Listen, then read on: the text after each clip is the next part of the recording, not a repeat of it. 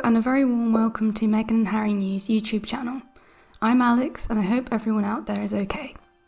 Well, Thomas Markle, who I believe is a traitor to Meghan and is being used by the toxic media and their smear campaign for quite a while now, has crawled from under his stone to slag them off again.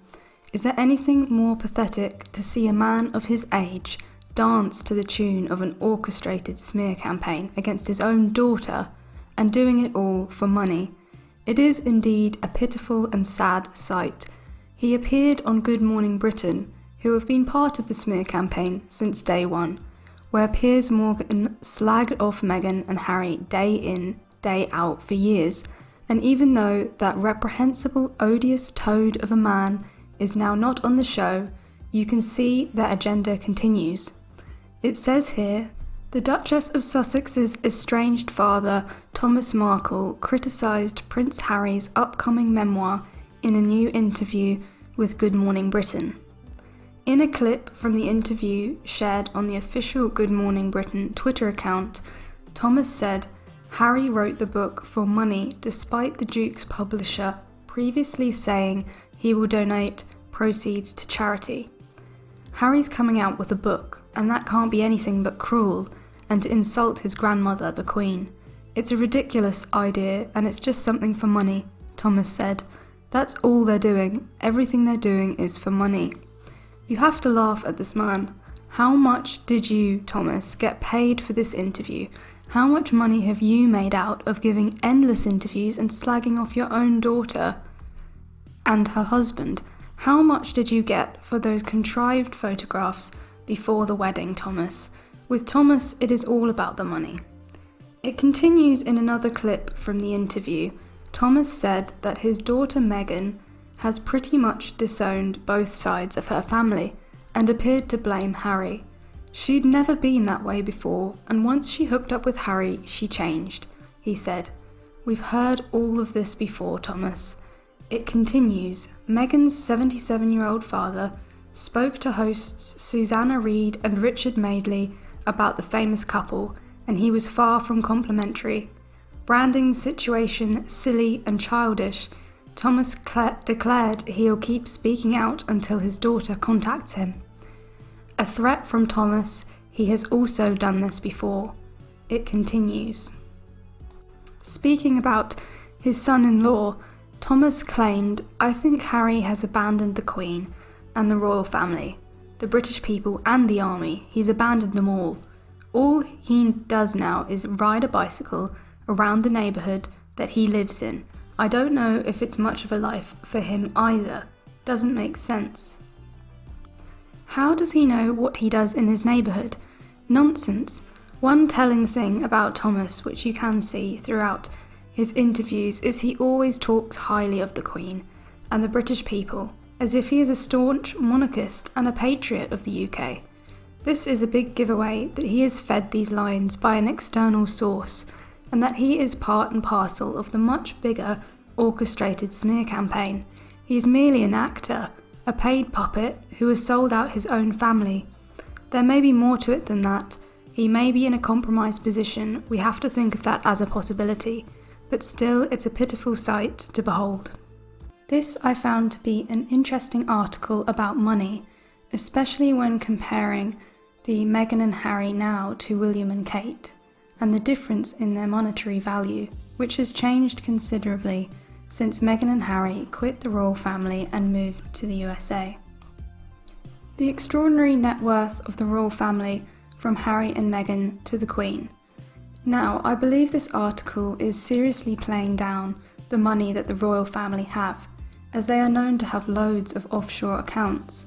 Forbes only last year stated that the royal family, the Queen, her family, and all of the assets, all of the land they own, all of the properties, the fine art, the jewellery, the helicopters, the private jets, all that comes to about 88 billion.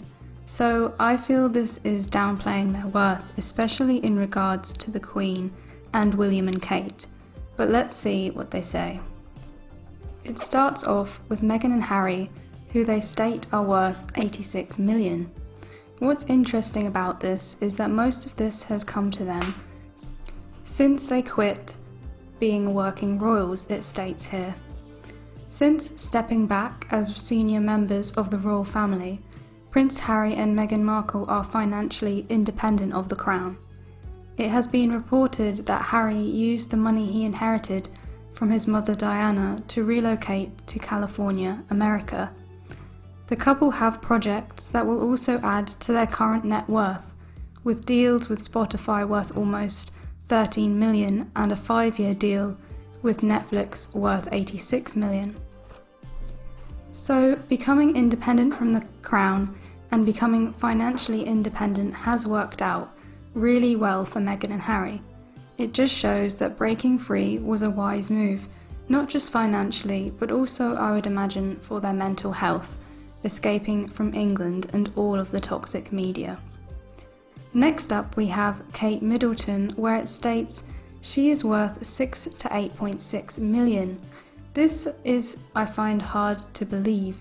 This is a tiny amount compared to Meghan and Harry. It states the Middleton family have a collective worth of an estimated 43 million. Most of this wealth comes from an online party supply business called Party Pieces. Prince Charles also covers Kate's official staff and wardrobe expenses, and some of her travel costs are often covered by the countries she visits. This means Kate can keep most of her own money in her bank account. Next up is William, who is worth 34 million. Again, I believe it's far higher than that. Second in line to the throne, Prince William gets an annual income from the Duchy of Cornwall to cover their private expenses. Like Harry, Prince William received 8 million from his mother's estate, and he also received an annual salary for when he was a helicopter pilot in the Royal Air Force. Still, it's interesting that William and Kate's total worth combined is now half of what Meghan and Harry are worth. Meghan and Harry have done really well for themselves in a very short space of time. Prince Charles is up next with 344 million. A significant amount of Prince Charles' wealth stems from the Duchy of Cornwall, a private estate that owns and operates land in rural and urban areas, as well as various islands and cottages in Wales and Cornwall. And then they claim that the Queen is worth 517 million. It states much of the Queen's fortune comes from the property she owns, such as Balmoral Castle in the Scottish Highlands, Sandringham House and various other properties located throughout the UK. The Queen's net worth does not include that of the Buckingham Palace estate, which is estimated to be worth over 8 billion. I feel these are grossly below what they really are, because if the true amount of money that the Queen and working royal family members was disclosed, it would create shockwaves. One example of money that the royal family will be making over the next 10 years will be due to the Green Deal and from policies made about climate change. Here we see Queen's property manager and treasury to get wind farm windfall of nearly 9 billion. The Queen actually owns the seabed around the UK. How she got to own that, I don't know, but she does. And by lending it out to wind farm companies over the next 10 years, they stand to make around 9 billion from this. Profiting from all of the climate change talk, a lot of the climate change talk comes from the royals themselves. I spotted this article yesterday from The Guardian. Are green royals saving the planet one helicopter ride at a time?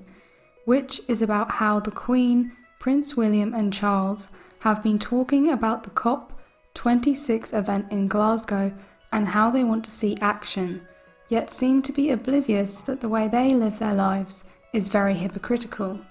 It says here, the trouble is, even when politicians do manage to get climate action on the statute book, there will always be some people who think these sort of rules don't apply to them.